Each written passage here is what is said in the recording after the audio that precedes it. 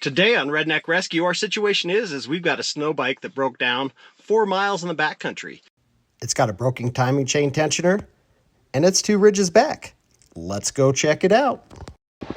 All right, so after many miles of whoops, the trailer, we actually ended up having to do a strap on it because all those whoops started cracking my Redneck Rescue bumper. So we got to our bike here. We just got done packing a good path here. Fortunately, there's already been some tracks through the area, so it's not going to be too bad. We got 2 winches to winch up and out. So when we set it on its side, some gas started dripping out of here. They got a gas can, so we went ahead and siphoned the rest out. To save drinking it, just put a hand over here, blew in between my thumb and my hand, pressurized the gas tank, and started to siphon. No big deal. Step 1 is putting a moving blanket down on the trailer so the bike doesn't rub on the trailer. Next, we'll go ahead and strap it down. We're going to use the hitch on the way down the hills so the trailer doesn't push forward, and straps to go up the hills. We've got the straps X'd over, one over and around that so it can't shift this way. Tighten the strap holding that guy on. It actually fit on the trailer pretty well. Not bad. Now we'll tow it downhill, up and over one little rise to the bottom of the first big pole. So now we're gonna go ahead and we got the trailer unhooked. I'm just gonna drive up the hill. It'll unspool this rope and we're gonna set up for this pole.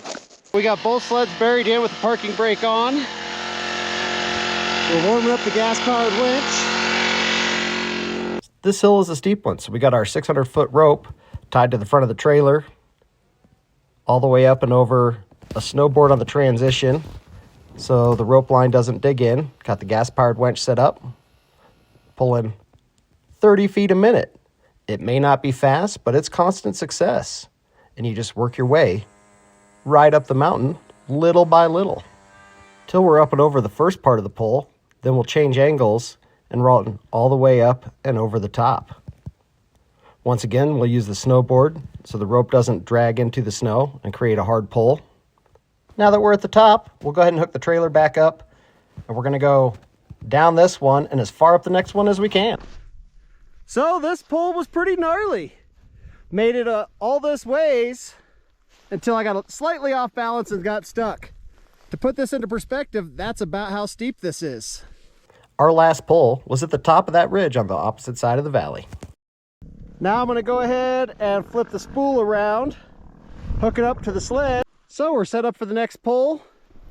That's the last little bit right through there. Moving in a positive direction.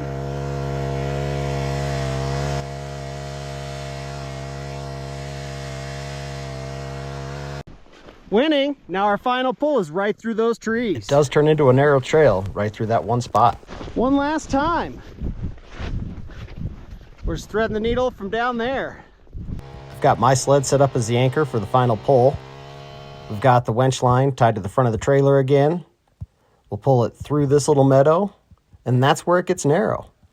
It'll take a little bit of manpower, but with a little teamwork, everybody helps push and finesse the sled through the narrow part until it rolls right up and over the edge for the last little bit of the pull. From there, it's not bad.